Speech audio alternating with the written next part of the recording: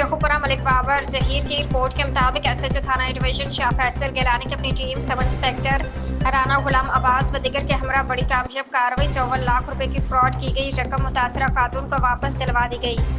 SHO थाना division Shah Faisal Gilani ने अपनी पेशेवराना सलाहियतों का मुजाहरा करते हुए एक बड़ी कामयाब कार्रवाई के दौरान 54 लाख रुपए की खदी रकम मुतासरा खातून को वापस दिलवा दी जो इसे फ्रॉड के जरिए हथियाली गई थी। तफसीलात के मुताबिक खदीजा बीबी ज़ौजा मोहम्मद हनीफ कौम शेख सकना मोहल्ला बिलालगंज इकबाल पार्क शेखुपुरा के साथ एक मुकामी शख्स ने मुबैना तौर पर सरमायाकारी के नाम पर फ्रॉड करते हुए 54 लाख रुपए हथियार लिए थे।